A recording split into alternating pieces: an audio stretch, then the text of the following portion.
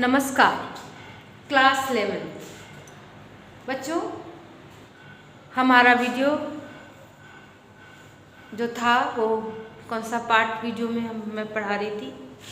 और एक बात आपको बता दूं, क्लास 11 बच्चों लाइव क्लास से जुड़ें, देखें, समझें, थोड़ा बहुत जानें।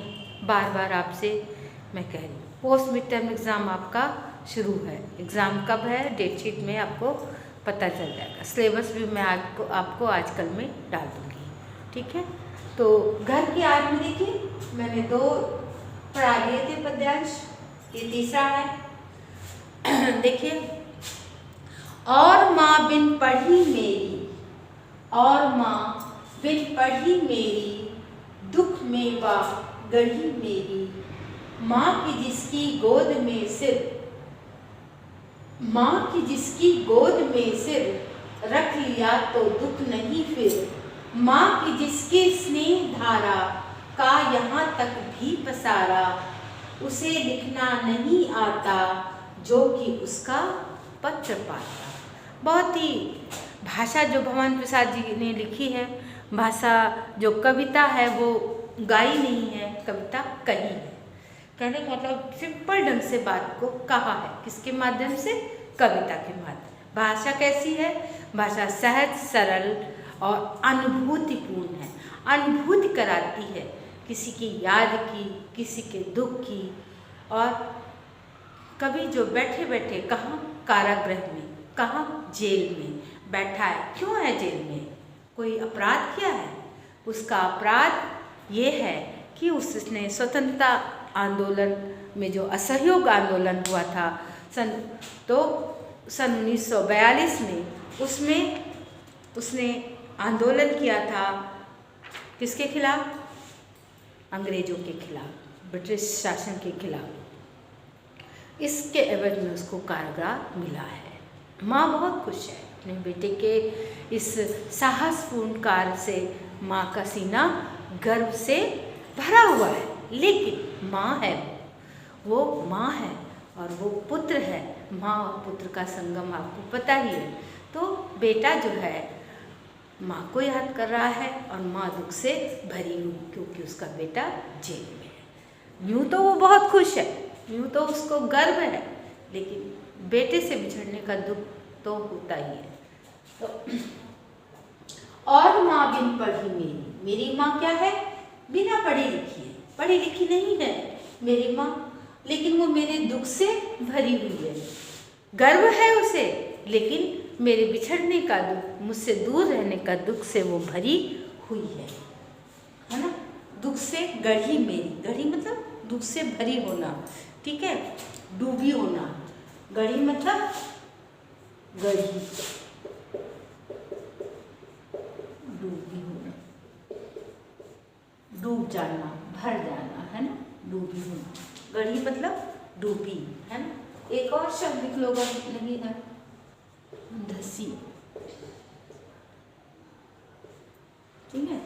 अब माँ की जिसकी गोद में सिर रख लिया तो दुख, वो माँ जब मैं उसके पास था तो उसके सर पे, उसके गोद पे सर रख लेता था, सारे दुख दूर हो जाते थे।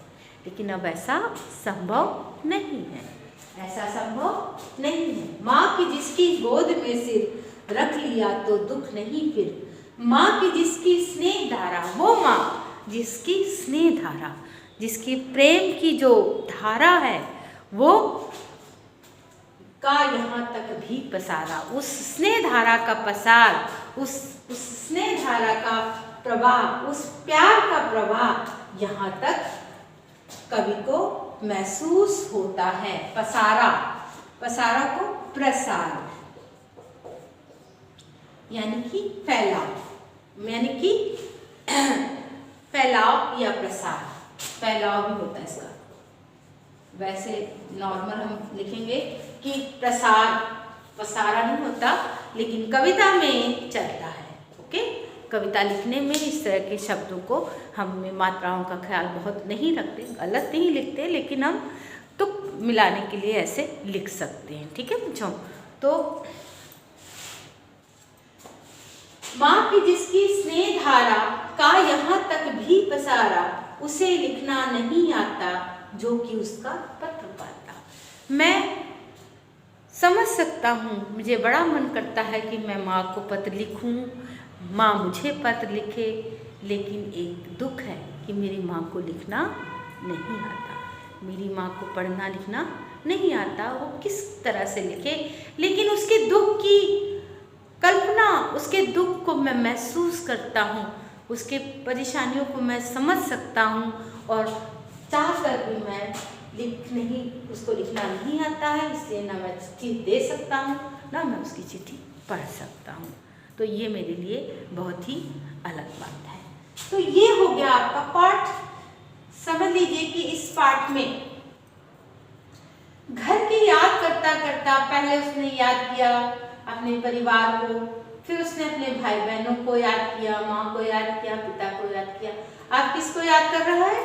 अब माँ को याद कर रहा है, उस माँ को जो स्नेह से भरपूर है, जो प्रेम का एक भंडार है, और माँ को से बात करना चाहता है पत्र के माध्यम से, लेकिन उसकी माँ अनपढ़ है, उसकी माँ पढ़ी लिखी नहीं है, लेकिन वो उससे बहुत प्यार करती है, उस पर उसको बड़ा नाज है। किसको? माँ को। ये सब होते हुए भी माँ को वो पत्र नहीं लिख सकती।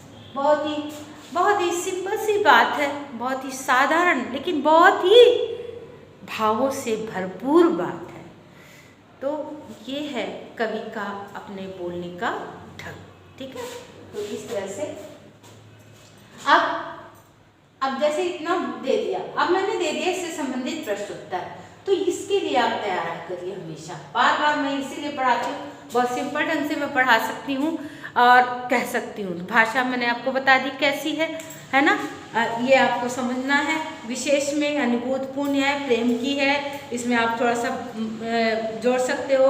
इसमें कवि ने मातृ प्रेम का, कवि की ममता, माता की ममता भरे वात्सल का बड़ा ही सजीव वर्णन है। इसमें माता के, कवि की माता, या माता भी कर दो, माता तो सभी की एक ही जैसी होती है। कवि की माता के प्रेम का सजीव वर्णन, सजीव हो जाता है, सजीव वर्णन है, वात्सल्य का वर्णन है। कुछ भी, कोई भी शब्द आप दिमाग में लाइए और लिखिए, लिखने की आदत डालिए, कंजूसी मत करिए शब्दों में। जो शब्द दिमाग में आता है, वात्सल्य हमेशा स्नेह के लिए प्रयोग होता है, भाई बहन के लिए, और माँ के लिए, बाप के लिए, अपने से जो बड़े हैं वो अगर आपको प्यार करते हैं तो उनमें एक वात्सल्य होता है। वात्सल्य जो प्रेम है वो माता के, पिता के, बड़ों के प्रेम में होता है, ठीक है। वात्सल्य ये शब्द प्रेम का है, लेकिन ये वात्सल्य एक प्रेमी प्रेमिका में नहीं कहा जाएगा। आ गई बात समझ में? तो वात्सल्य शब्द का विशेष में लिख सकते हैं, सजीव है, मैंने आपको 10 बार बताया। निरक्षरता की समस्या को भी उभारा है कवि ने उस जमाने में अक्सर लड़कियां पढ़ी नहीं होती थी, तो माताओं का भी वही हाल होता था। तो इस तरह से निरक्षरता को भी उन्होंने उभारने का प्रयास किया है। ये विशेष में हो सकता है। माता की गोद में सिर रखने का बिंब साकार हो गया है, ठीक है। छोटे छोटे वाक्यों और तुकों के सारे कविता सचमुच मनमोहक बन पड़ी है। ये वाक्य आप लिख सकते हो सब में। छोटे छोटे वाक्यों और तुकों के सहारे,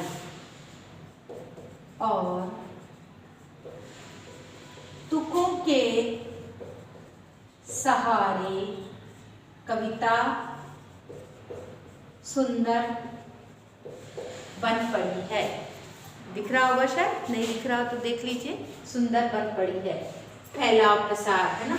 तो ये विशेष में सब चीजें आपकी दिमाग, जब भी कोई कविता पढ़े उसकी विशेषताओं का ध्यान रखिए, ओके।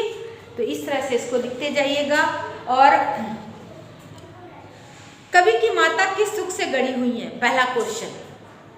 कवि की माता भवानी प्रसाद सन 1942 के भारत छोड़ो आंदोलन के कारण जेल में बंद है, और यद्यपि उसकी माँ को इस बात का गर्व है, फिर भी सहज ममता और स्नेह के कारण दुख से डूबी हुई है। क्यों? यद्यपि उनकी उनकी माता, एक स्वाभाविक माँ का जो प्रेम होता है उसके कारण वो पितृवियोग में डूबी हुई है।